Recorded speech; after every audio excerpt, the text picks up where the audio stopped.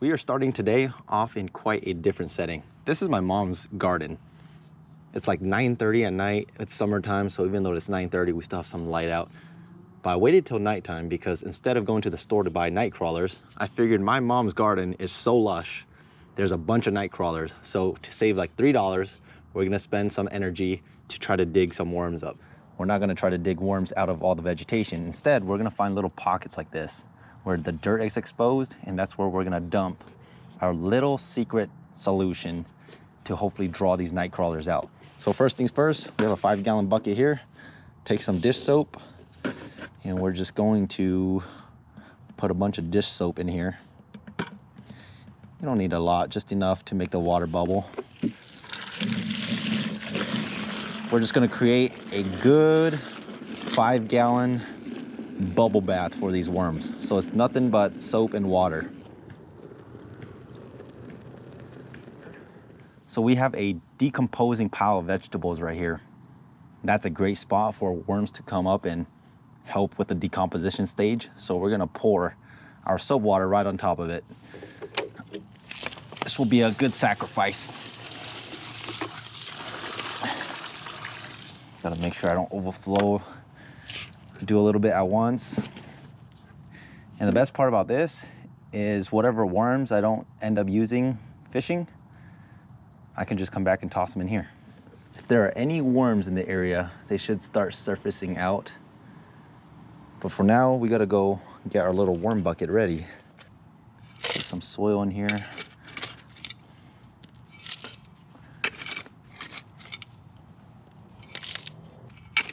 Doing this one-handed is kind of hard.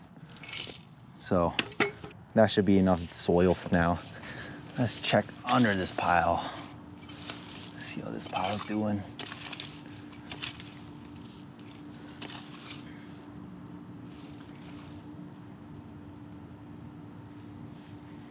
I see a worm right there.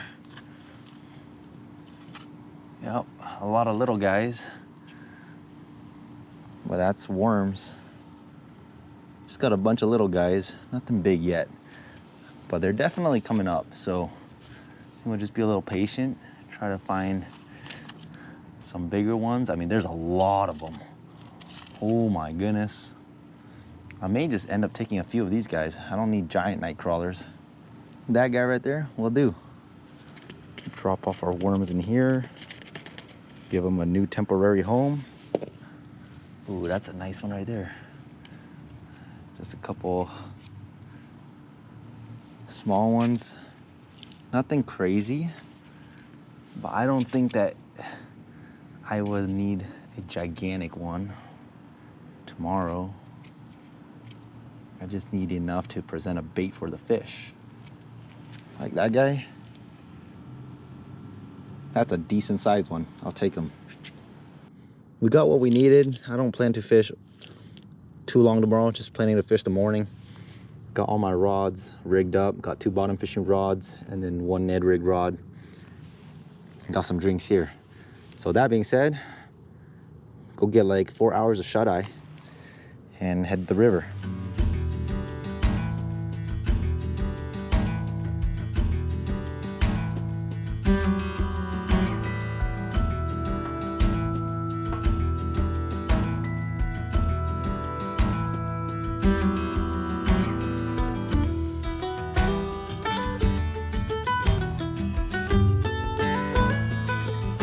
Weather forecast last night said 98 degrees and sunny. So I wanted to come out here first thing in the morning to avoid getting beamed down by that 98-degree sun. This morning I woke up and it's raining. And so I decided, since it's raining, let's not go early and let's go fish basically later in the day. So it's like late morning right now. Finally showed up to the spot I wanted to fish. But pleasant surprise, park is closed due to construction. There is a spill that I fished for the first time last year right over here, and I wanted to come back and fish it just to see how it was doing. But obviously, with the park being closed, I can't access it. So what I'm gonna do instead is I'm gonna drive across the bridge and we are going to fish the other side of the shoreline. Now, looking at the water level, it's pretty low, which is pretty standard for this part of the river around July, summer. Everything's just low, everything's drying up. Just from the aerial shots from the drone, you can see literally the bottom of the river in most parts.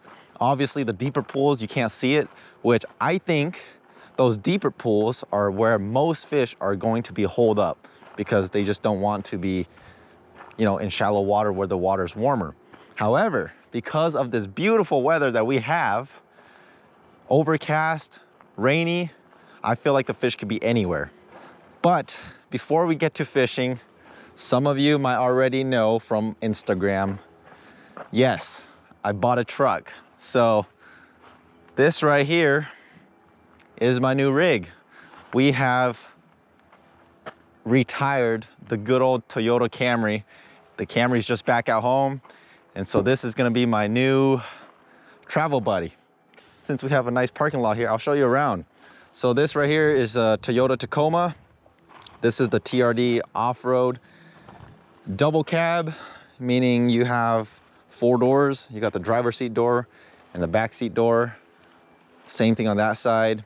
We've got a 6-foot bed because 5-foot beds, in my honest opinion, are kind of useless. No offense if you have a 5-foot bed. 6-foot beds are the way to go. I need to go buy mud flaps for my wheels. I don't have a sidebar yet. I still need to figure out what I want to do with that. Again, no mud flaps.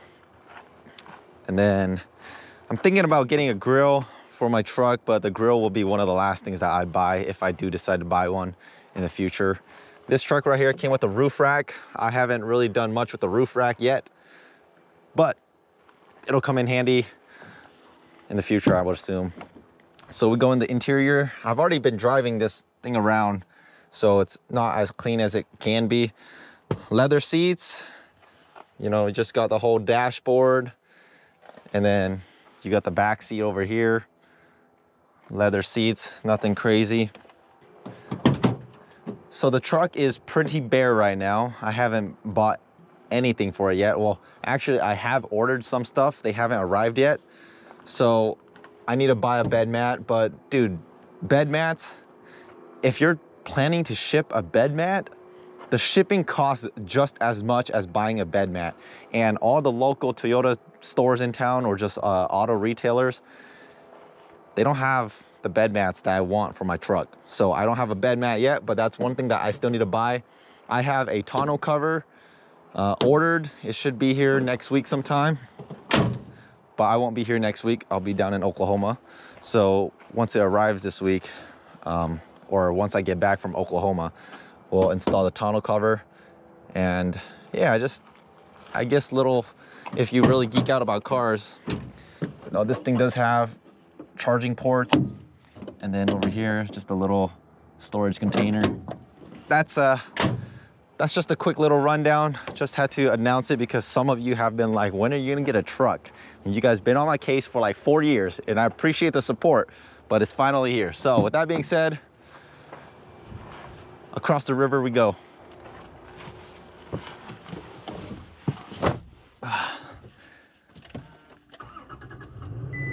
That engine just sounds so good. It's one of those awkward days where it's like hot, but it's not hot. And so you don't know whether to turn on the AC or roll down your windows or what to do with your life. 70 degrees according to the truck. So we're just gonna open our window and call it good from there. So I've already put 1,900 miles on this truck. I've had this truck for about 3 weeks.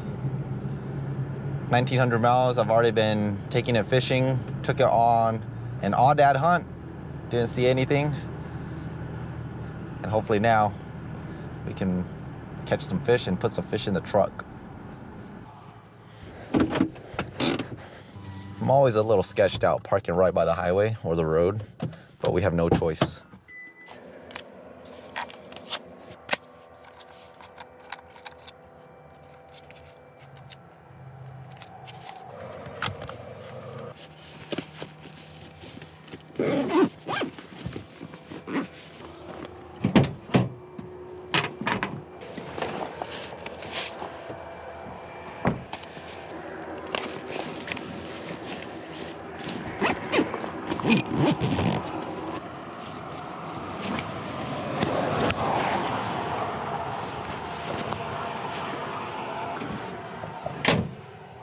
Looks like my worms survived the truck.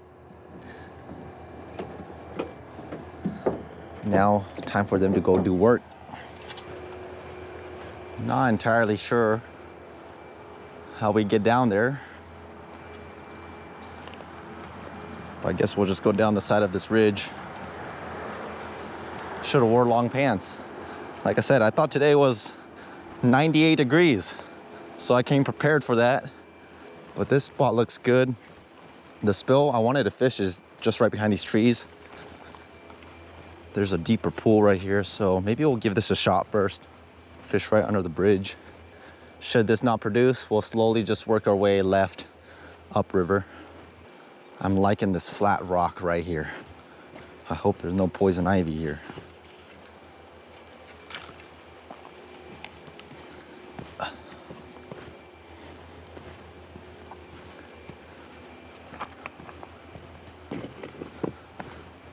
I like it.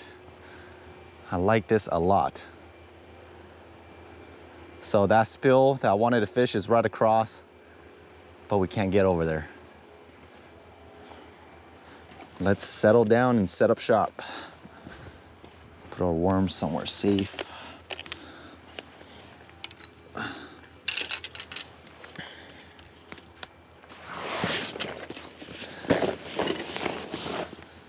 Before I settle down with the night crawlers, I'm just gonna start out with a Ned rig. Whenever I get to a new spot or fish something for the first time, I like to use lures or something that covers water a little bit faster. If you bottom fish, your worm is only covering that one spot where your worm is. But with the Ned rig, you can cast it, retrieve it, and cover this entire stretch. Cast, retrieve, and you could cover a lot more water in a faster time period. So we're just gonna throw the Ned rig around real quick, see if there's any active fish in the vicinity here, like smallmouth. If it doesn't produce, we'll start throwing the worm around. And if that doesn't produce, then we'll move down.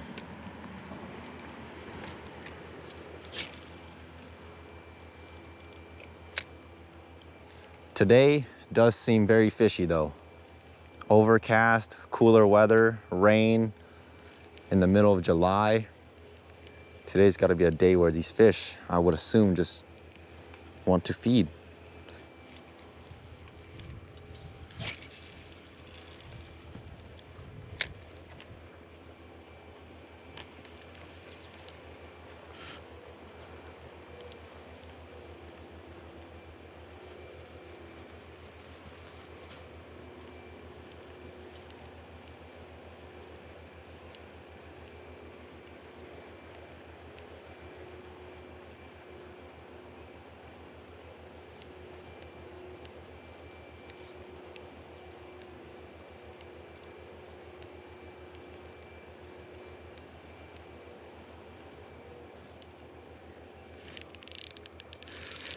Oh, that's a fish. Oh, I thought I was snagged. So I'm playing with really light line here. I've got like 4-pound test. This is my crappie rod on a Ned rig. I don't know what I caught. No way! It's a walleye! I have never caught a walleye here before. Oh, let's go! Walleye on the Ned. Oh, he popped loose. He popped loose, but he went into the little crevices. Oh, I got lucky. He didn't flop the other way. If he flopped the other way, he would have went loose. We caught a walleye. I have never caught a walleye here before. It makes total sense because walleye, as good as they are for eating, when it comes to fighting, walleye are pretty lazy. Like they hit it and they're really just dead weight. He didn't fight like a smallmouth. I kind of thought it was a pike minnow. I sure wasn't thinking that it was a walleye because I was not expecting to catch a walleye. That's a perfect eater, but today we're not out here to do a catch and cook. I really wish I would have brought my catch and cook stuff, but that's a beautiful walleye right there. Let this guy go. Don't want to play around with him too much since we're not going to keep him. Wow, that just made my day, catching a walleye. Last year across on the spill, I caught pike minnow, I caught smallmouth bass, I caught rainbow trout, I caught a sucker fish. I'm pretty sure that's all I caught. And now I'm snagged. I'm really snagged now. And so that's my 5th species that I've caught here, if I'm not mistaken. So here we can use 2 poles. So I'm gonna throw out one of my bottom fishing rods, and then I'll use my Ned rig once I get this figured out or thrown in the water. So I just got my 7-foot ugly stick. We got my Shimano Sahara 2500 reel, spooled 10-pound mono for my main line. And for the rig, it's a pretty simple rig. It's the 3-way rig. So the main line is tied to one eye of the swivel, and on that same eye of the swivel that my main line is tied to, I have a very short leader, maybe like 4 inches, also with 10-pound mono, tied to a size 10 bait holder hook. This is the hook I'm going to use to put my night crawler on. And then on the second eye of the swivel, which is the bottom one right here, I have 6-pound fluorocarbon tied to a 1-ounce bank sinker weight. The reason why I'm opting for a 3-way rig instead of like a Carolina rig is because it's very snaggy here. So with the 3-way rig, even if this weight gets snagged, we'll snap off the 6-pound line and we can still have the main line with the hook and the fish. We gotta go in and dig for our little worms. The little worms that we got out of my mom's garden last night. This guy's a perfect 1-piecer. All you do is, or all I do is I just follow the worm with its body up along the shank of the hook. And these are actually red worms, I believe. These aren't your normal night crawlers, your Canadian night crawlers. So we're just gonna use a whole night crawler like that because the fish in here might be big. I don't know where they are, so cast it right in the middle of the river.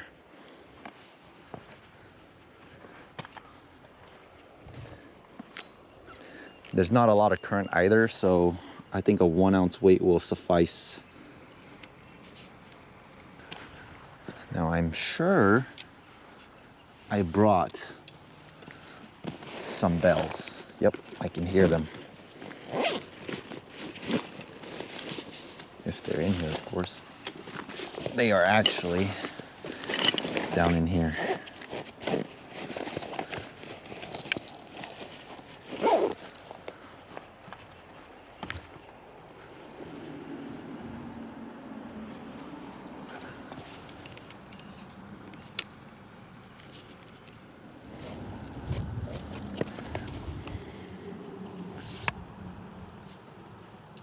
Oh.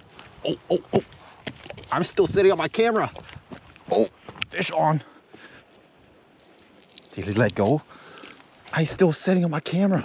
Ooh. Oh, he's on. This river is too lit. Might be another walleye. Oh, I'm still sitting on my camera. They didn't even let me finish setting on my camera. This legitimately might be another walleye. Fighting like a walleye. Just a lot of dead weight.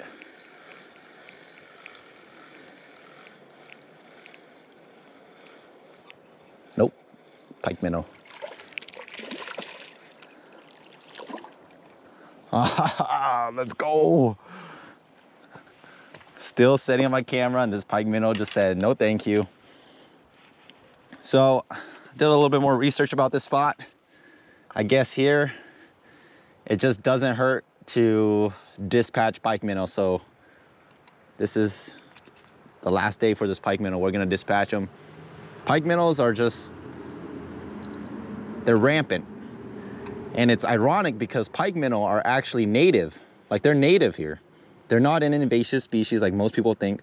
They're actually just a very robust fish species that just kind of dominate the other fish species that live in the same waters.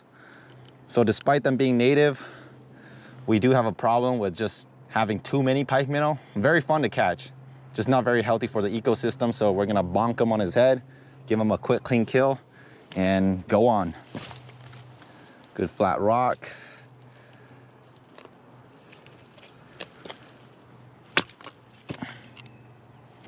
So right back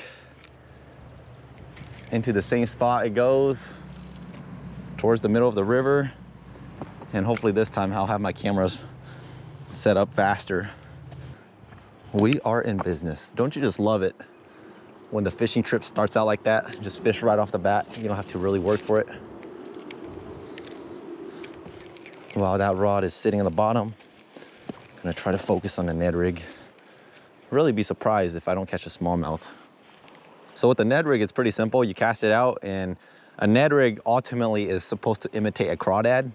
And so you kind of just hop the Ned rig off the bottom, just like how a crawdad will naturally behave when it's trying to escape a predator like a fish. Uh-oh. And I guess that's the problem with the Ned rig, is it just dives. Oh, there's no way I'm getting this thing back. Nope, she's a goner. Oh, I lied. I got it back. Looks like I was just caught up on some weeds. Whenever you get snagged like that, always check the direction of your hook. This hook is supposed to be perpendicular. I mean, not perpendicular, parallel to the shank of the hook, but right now it's kind of pointed upward just from the pressure that I put trying to dig it out of the rock. So let's keep fishing.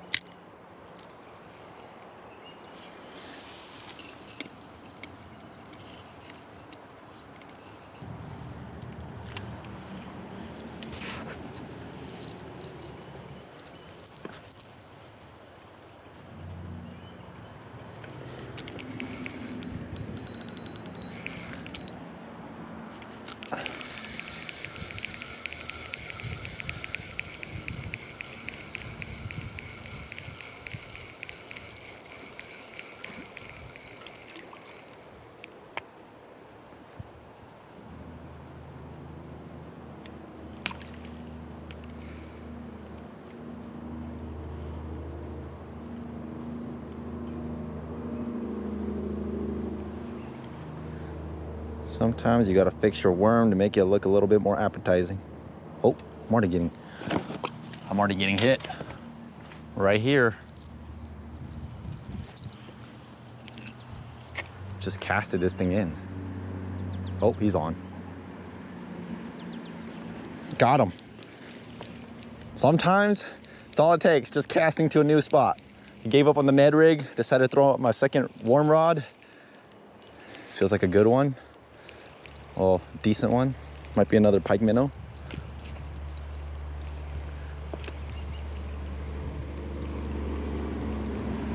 What are you? Looks like a pike minnow. Can't really tell. It's a walleye. It's a walleye! What is going on today? Are the walleye just like stacked in here? This guy's a good one. Oh, brother. Oh, he's big.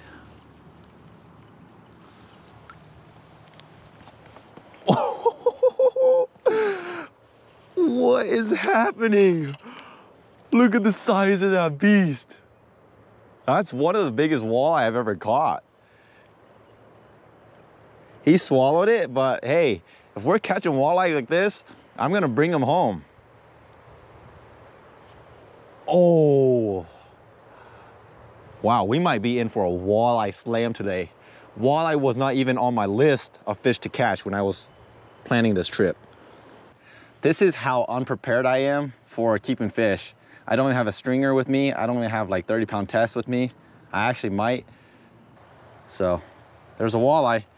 I'm gonna bonk him. It's raining. I'm gonna bonk him and just throw him in the water to keep him fresh.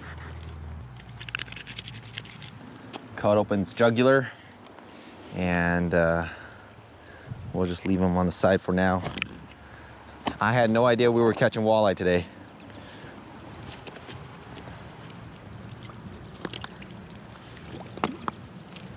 I might have to go take shelter under the bridge for a moment here.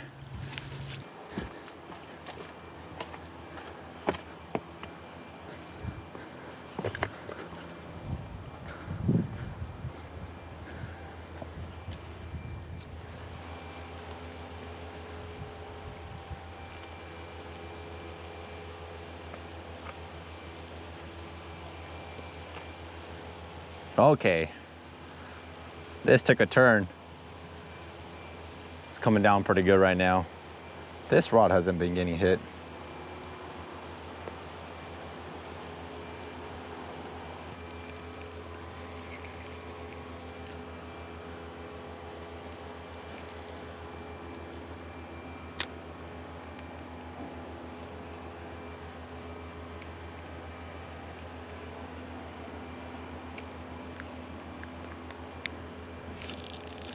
Fish on. Oh! How did I not get him?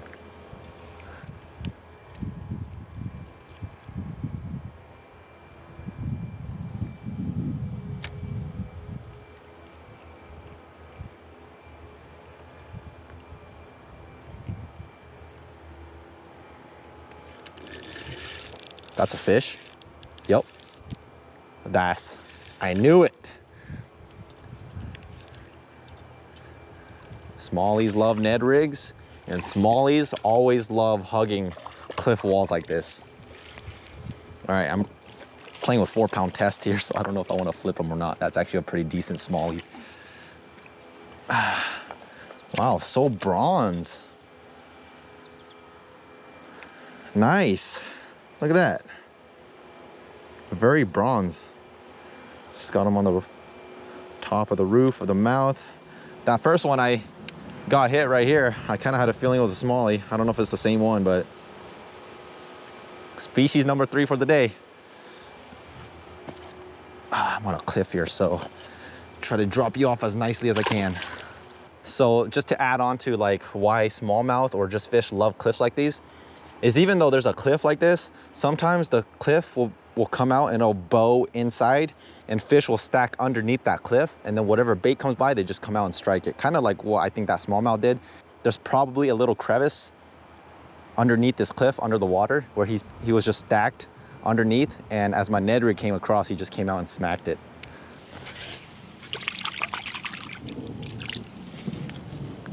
Uh-oh.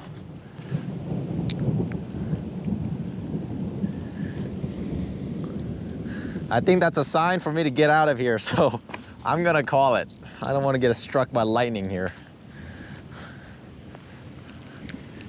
It's getting pretty heavy with the rain as well, so I'm gonna boogie out of here before it gets too crazy. It's really pouring down right now. Let's get out of here. Got my little walleye.